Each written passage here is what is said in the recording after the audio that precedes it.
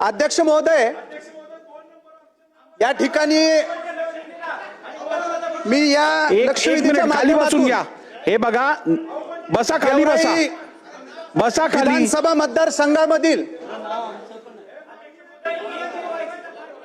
जे 32 गावं गोदाकाठला येतात, त्या 32 गावांच्या महापुरानंतर पुनर्वसनाच्या विषयामध्ये त्या ठिकाणी मी हा आपल्याकडे लक्षवेधी मांडलेली आहे.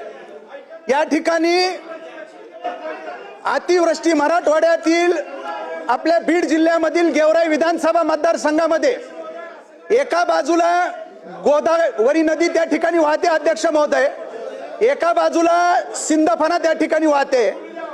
सप्टेंबर ऑक्टोबर मध्ये अध्यक्ष महोदय त्या ठिकाणी मोठा पाऊस त्या ठिकाणी अवकाळी झाला. थोडक्यात पॉइंटेड प्रश्न घ्या. विचारता तुम्हाला मी अजून 1.5 मिनिटं देतोय. 1.5 मिनिटात संपवा. 1.5 मिनिटात संपवतो अध्यक्ष महोदय.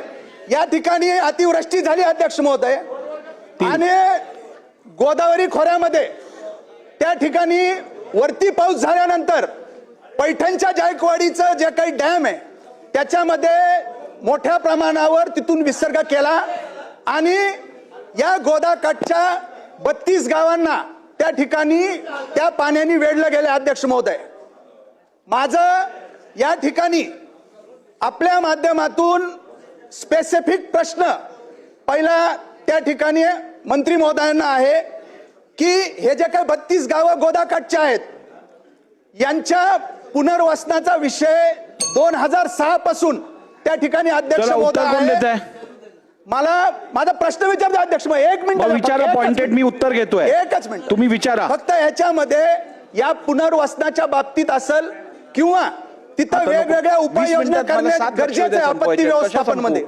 त्या उपाययोजना करण्यासाठी यासाठी एक मंत्री महोदयांना माझी आपल्या माध्यमातून विनंती आहे की या सगळ्या चर्चेसाठी आपल्या दालनामध्ये एक बैठक ती आयोजित करावी आणि तिघांचा विषय हा राजेश विटेकर असतील किंवा हिकमत उडान असतील आमच्या तिघांची एक संयुक्त बैठक दालनात आयोजित करावी, त्याच्यात चर्चा होईल. माझा प्रकाशदादा सोळुंकेचा सुद्धा विषय.